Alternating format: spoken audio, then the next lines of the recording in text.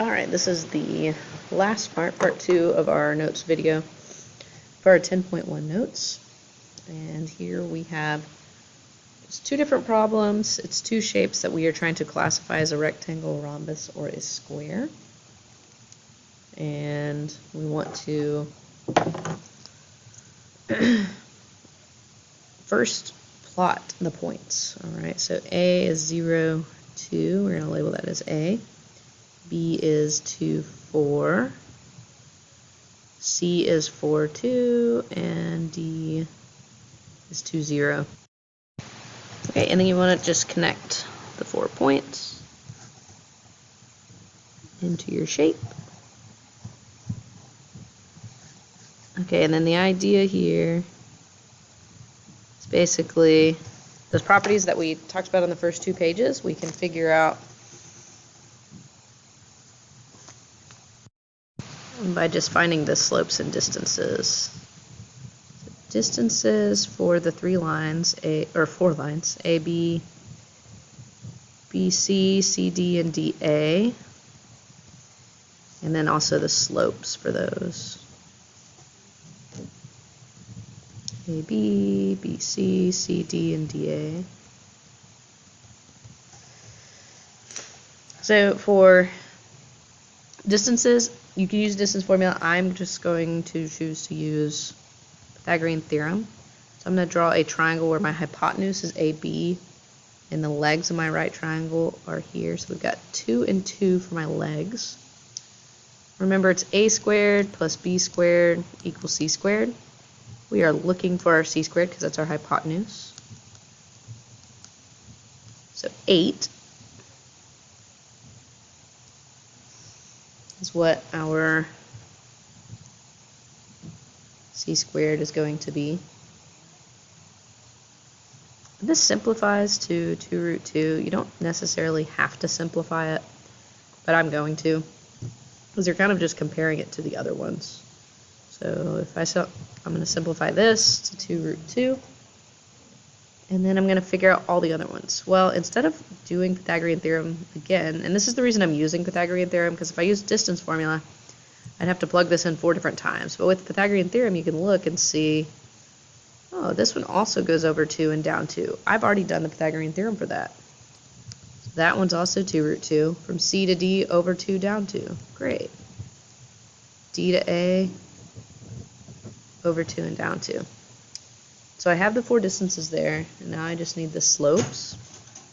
So for my slopes, it goes up 2 and over 2. That's just the rise over the run.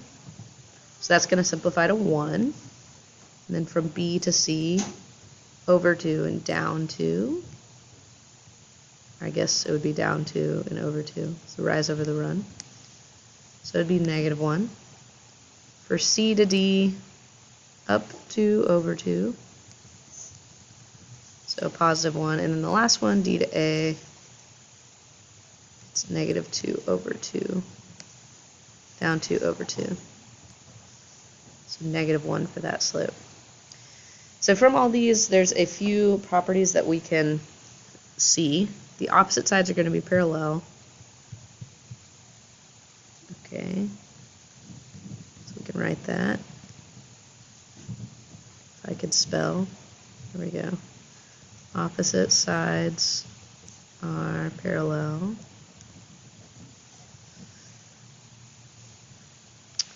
And then one thing that you can notice is that A, B, and BC, those slopes are opposite reciprocals, because this is a positive one and this is a negative one. And so that would mean that those 2 lines are perpendicular to each other. So AB is perpendicular to BC. And if you compare BC to CD, those slopes, those are also perpendicular. CD to DA.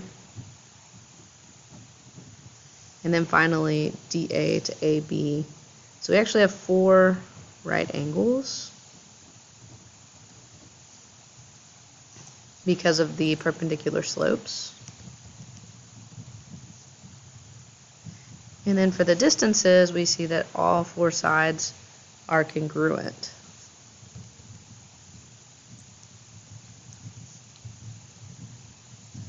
So from these three properties, we can tell that, well, there's 4 right angles, so it could be a rectangle. There's 4 congruent sides, so it could be a rhombus, but we want the most specific one. So that's going to be the square because it has both of those at the same time. So if it only had 4 right angles, but there weren't 4 congruent sides on the opposite sides, it would be a rectangle. Or if it didn't have the right angles and it had 4 congruent sides, it would be a rhombus. But in this case, it's going to be a square.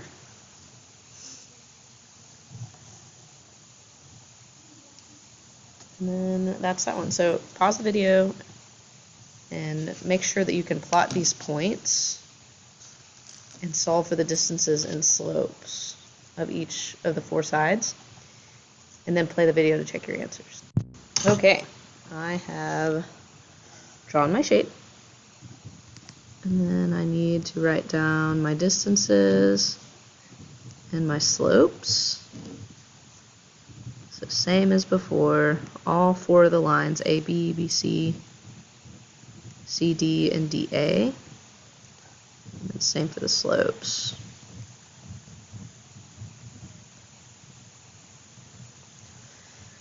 All right, let's figure out these distances. So from A to B, it goes up 2 over 1. So 1 squared plus 2 squared equals C squared. 1 plus 4. Make sure 1 squared, you see that that is only 1, because a lot of people want to put 2 for that. So the square root of 5 is what C is going to be. So that is the length of AB, square root of 5. Okay, now let's look for BC. It goes over 4 and down 2. 2 squared plus 4 squared equals C squared. 4 plus 16 equals C squared. This is 20. Then we got to take the square root of both sides. It's the square root of 20 equals C. This will actually simplify down where the 5 stays in the box and the 2 comes out. Simplify to 2 root 5. So we've got over 4 down 2, it's 2 root 5, up 2 over 1, square root of 5.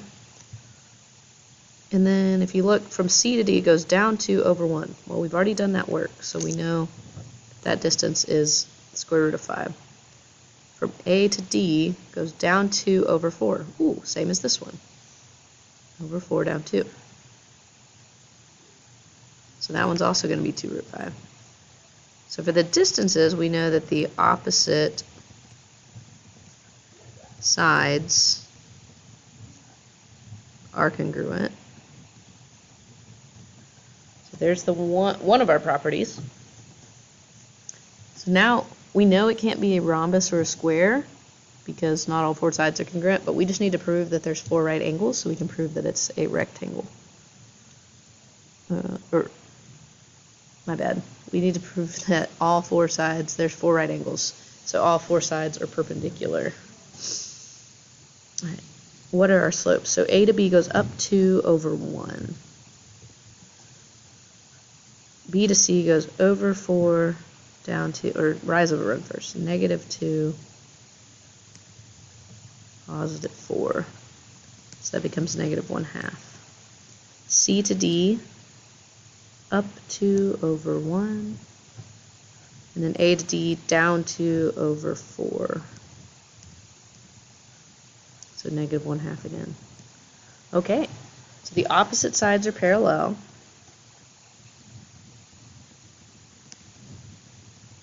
Which has to happen for all 3 of these shapes. So we're going to write that down.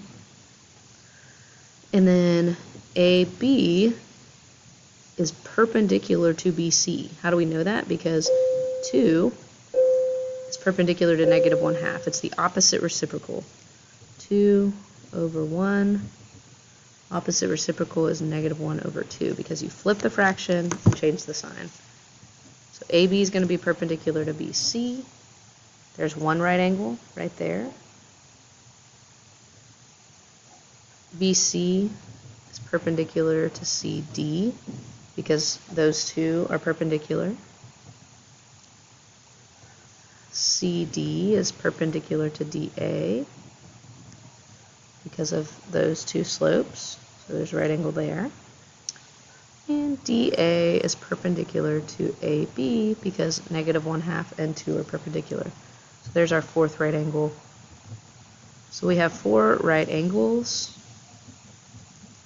Therefore, we have a rectangle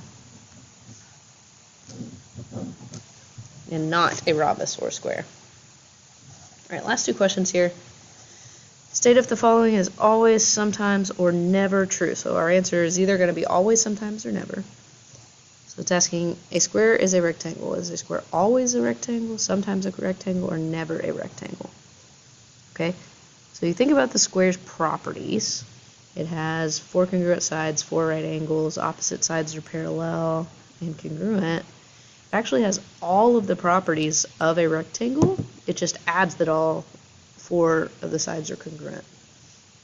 So a square will always be a rectangle because it always has those properties. So that's why we're going to write always there. And then a rectangle is a square. Well, a rectangle does not, just like in this example, does not always have 4 congruent sides. It doesn't have to have 4 congruent sides to be a rectangle. So it will only sometimes be a square.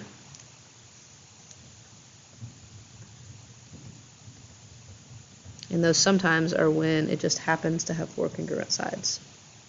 So that's how those work.